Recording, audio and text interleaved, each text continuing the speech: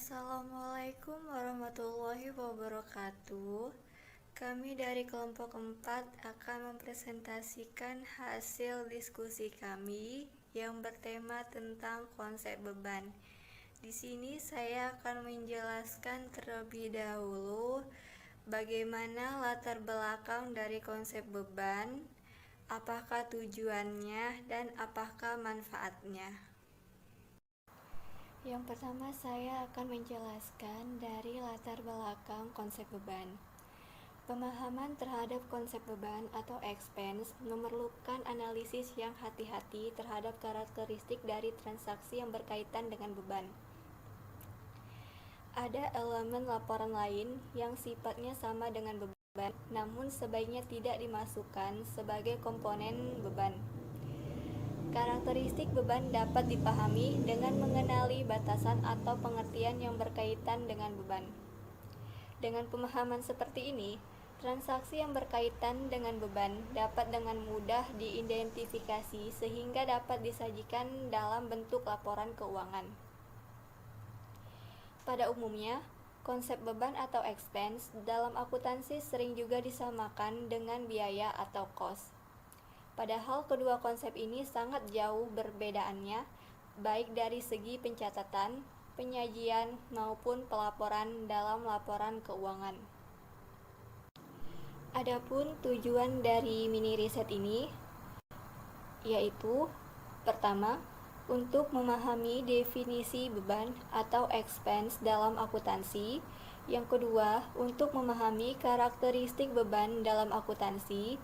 Yang ketiga, untuk dapat memahami jenis-jenis beban dalam akuntansi. Yang keempat, agar dapat mengetahui dan memahami pengakuan, pengukuran, dan pencatatan beban dalam akuntansi. Dan yang kelima, untuk dapat menggambarkan penyajian beban dalam laporan keuangan. Manfaatnya yaitu, pertama, untuk menambah wawasan mahasiswa tentang beban dalam akuntansi. Yang kedua, agar mahasiswa dapat mengaplikasikan teori tentang beban, baik itu yang berkaitan dengan pencatatan, penyajian, maupun pengakuan beban.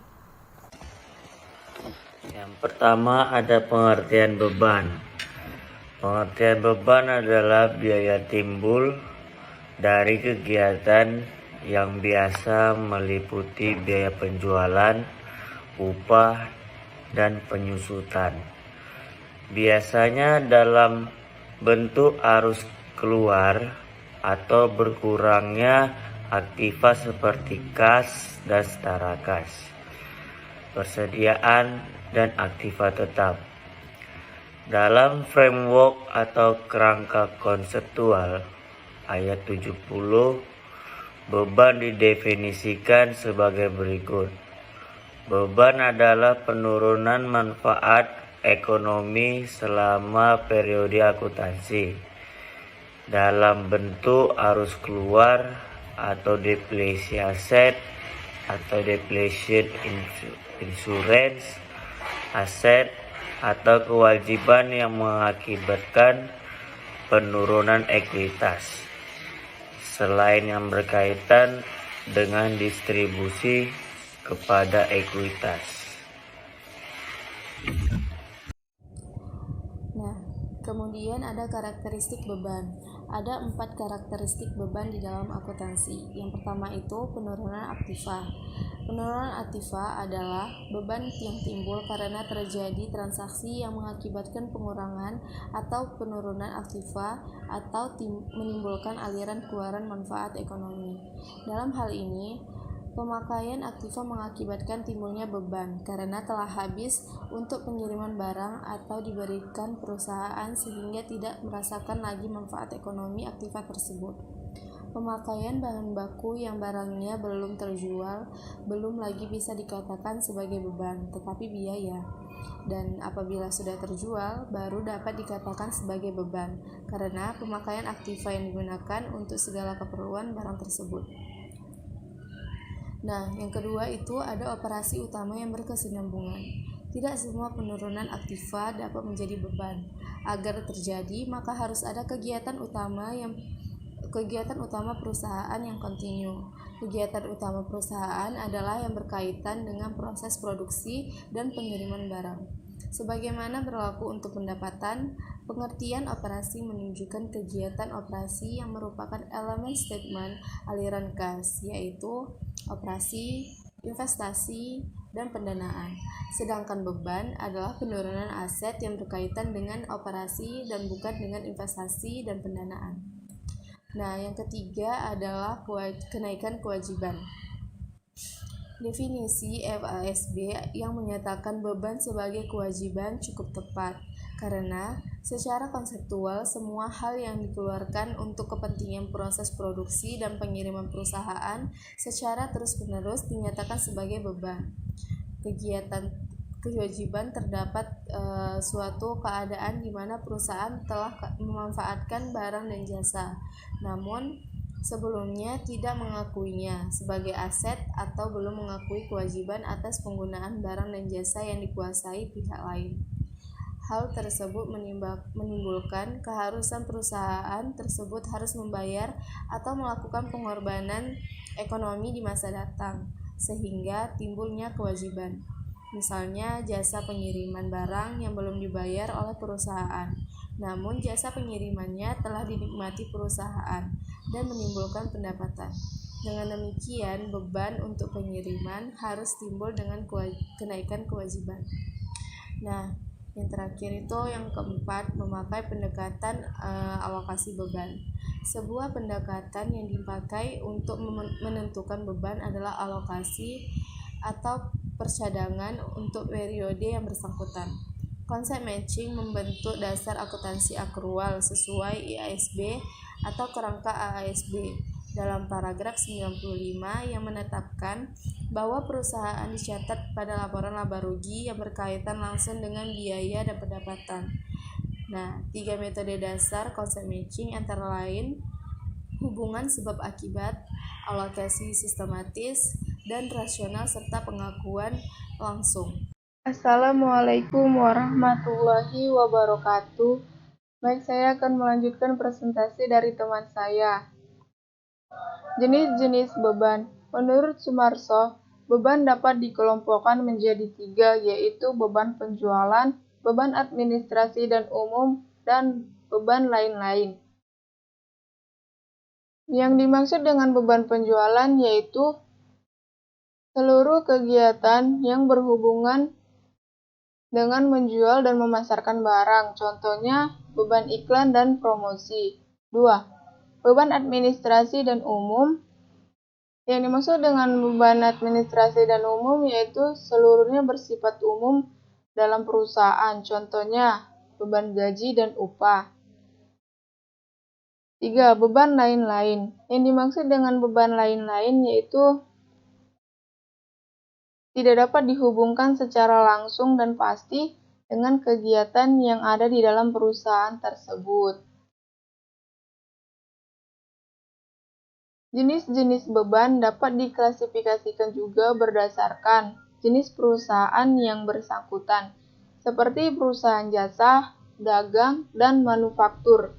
Tetapi, secara keseluruhan, jenis beban di setiap perusahaan itu sama. Hanya terdapat beberapa jenis beban yang tidak ada beban perusahaan lain. 1. Perusahaan jasa. Perusahaan jasa, jenis beban hanya satu, yaitu beban usaha. Tetapi beban usaha ini terbagi lagi menjadi beberapa jenis, yaitu beban gaji, beban yang berasal dari pemakaian jasa karyawan, beban sewa, yang timbul karena sewa atau pemakaian sesuatu yang bersifat sewa. Beban perlengkapan, timbul karena pemakaian perlengkapan atau bahan pembantu. Beban bunga, timbul karena pinjaman uang pada bank yang dikenai bunga.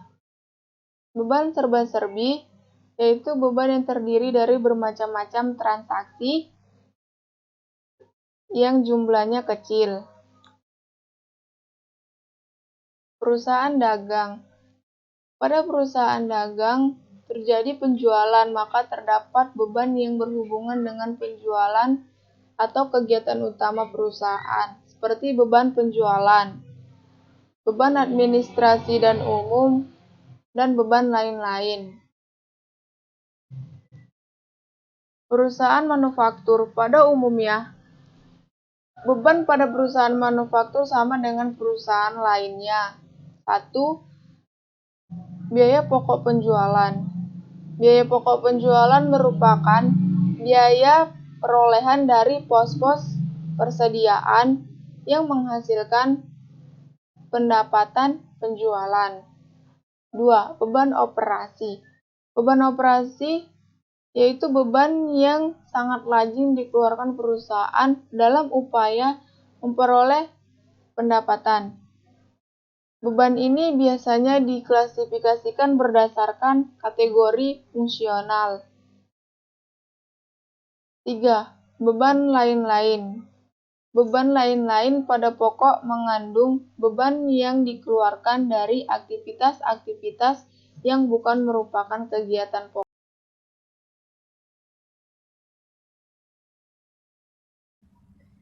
Baiklah, saya Ega Tamara Putri. Saya akan melanjutkan pembahasan dari kelompok kami. Perusahaan manufaktur. Pada umumnya, beban pada perusahaan manufaktur sama dengan perusahaan lainnya. 1. Biaya pokok penjualan atau disebut juga dengan cost of goods sold. 2. Beban operasi atau disebut juga dengan operasi expense. 3. Beban lain-lainnya atau disebut juga dengan other expense. Ada jenis-jenis beban lain yang mendukung kegiatan operasional perusahaan seperti 1. Beban akrual atau accrued expense, yaitu beban yang masih harus dibayar tetapi pembayarannya belum dilakukan sampai periode berikutnya. 2. Beban kredit macet atau bad debt expense, yaitu beban yang timbul atas tindakan tertagihnya piutang usaha. 3. Beban operasional, yaitu beban yang terdiri atas beban penjualan dan beban umum administrasi. 4.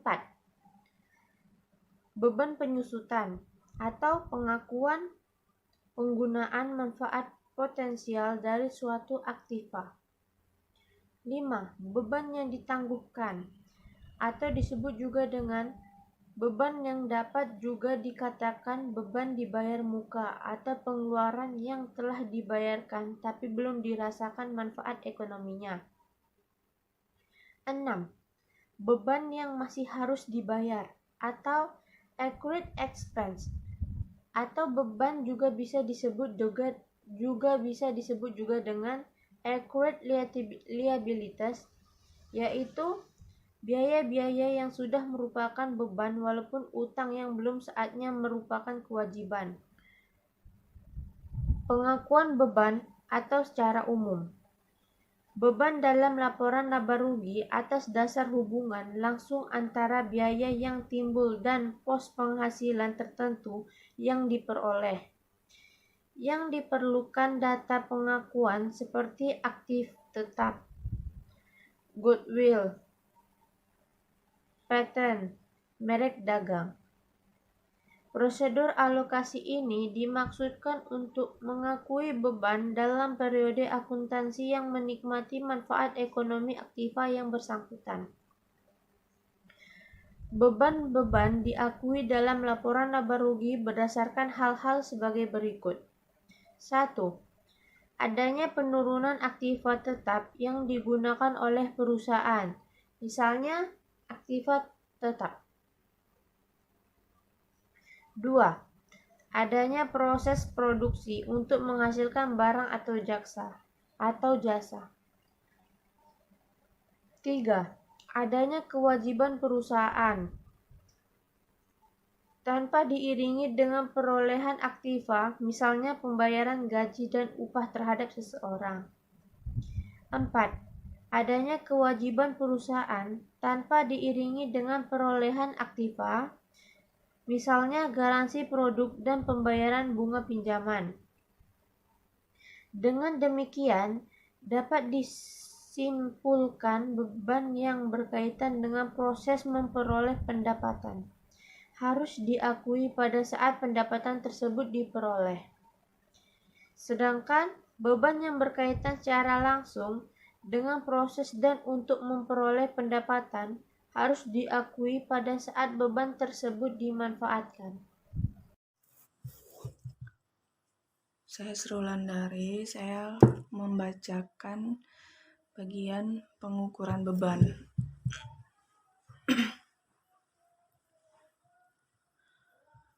Dalam mengukur beban dalam satu periode akuntansi, dibutuhkan berbagai keputusan atau pertimbangan untuk menentukan bagaimana beban tersebut akan dialokasikan pada periode-periode selanjutnya yang menunjukkan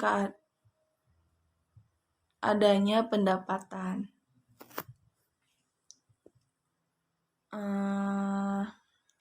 Dalam hal tersebut, terdapat berbagai standar akuntansi yang dapat digunakan sebagai acuan atau pedoman. Misalnya IAS 16, AASB 116 yang menyatakan bahwa nilai-nilai aset yang dapat didepresiasi dapat diukur dengan beberapa cara setelah pengakuannya. Atau seperti model biaya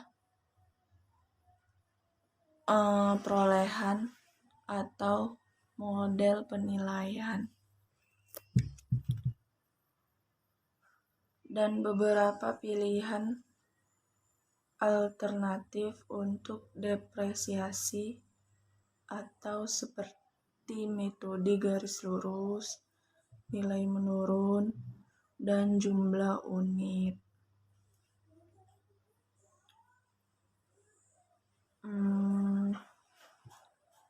Sejalan dengan penilaian aktiva, beban dapat diukur atas dasar jumlah rupiah yang digunakan untuk penilaian aktiva dan hutang.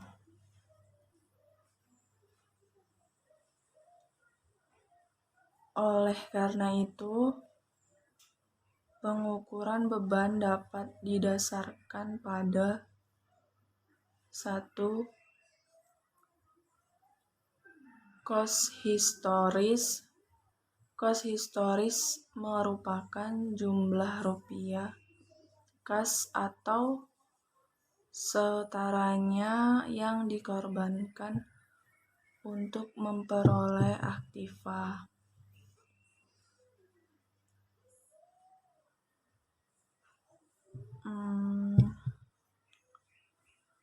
Pengukuran beban atas dasar cost historis dapat digunakan untuk jenis aktiva seperti gedung, peralatan, dan sebagainya.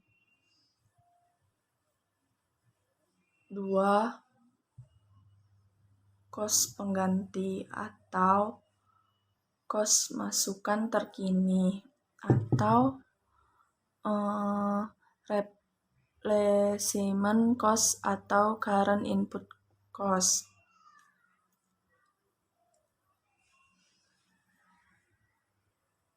Kos masukan terkini menunjukkan jumlah rupiah harga pertukaran yang harus dikorbankan sekarang oleh suatu entitas untuk memperoleh aktiva yang sejenis dalam kondisi yang sama.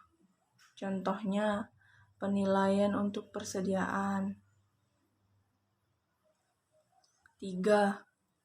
Setara kas atau kas ekuivalen. Setara kas adalah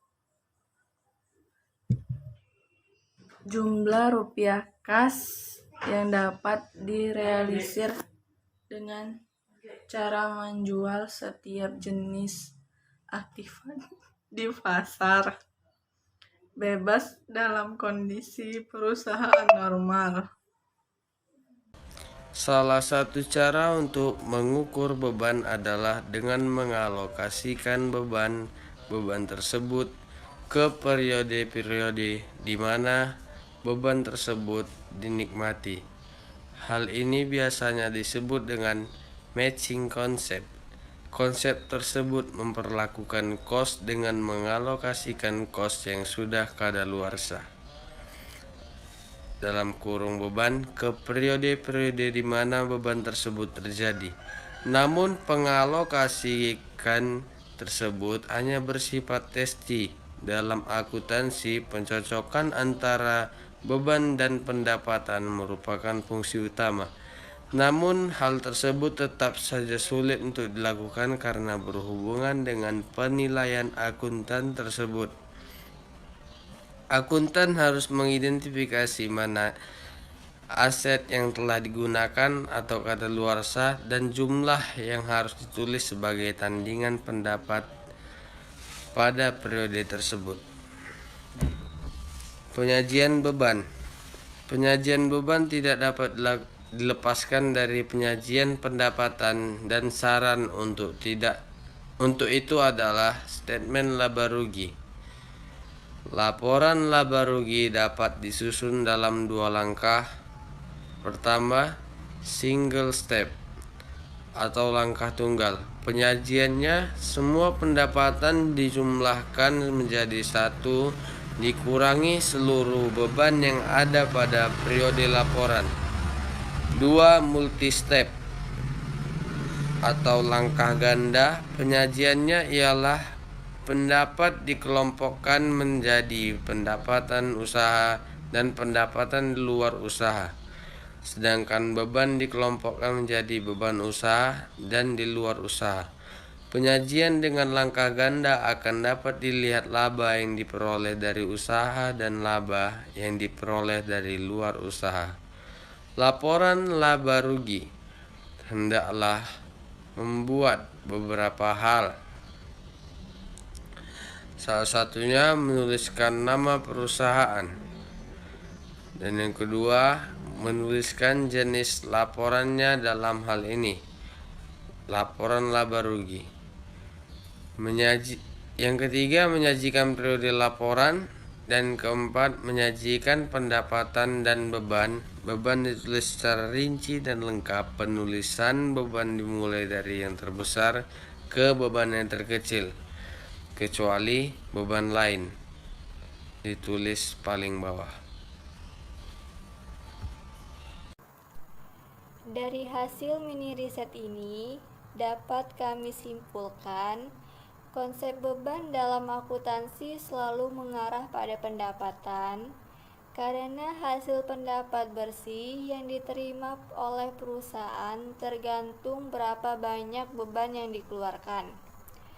Beberapa ahli telah menyatakan beban itu penurunan manfaat ekonomis suatu perusahaan karena ada sesuatu yang dikorbankan dalam mendapatkan aktiva tersebut yang disebut dengan beban.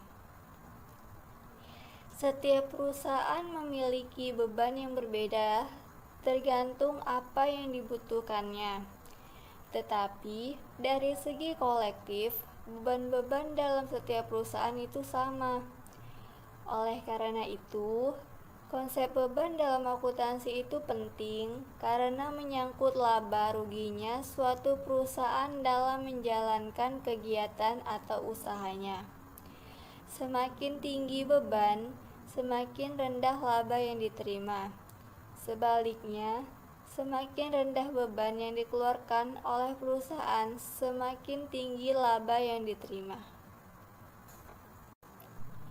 Demikian hasil mini riset dari kelompok 4. Semoga teman-teman dapat mengerti apa yang kami sampaikan dan kami ucapkan terima kasih. Wassalamualaikum warahmatullahi wabarakatuh.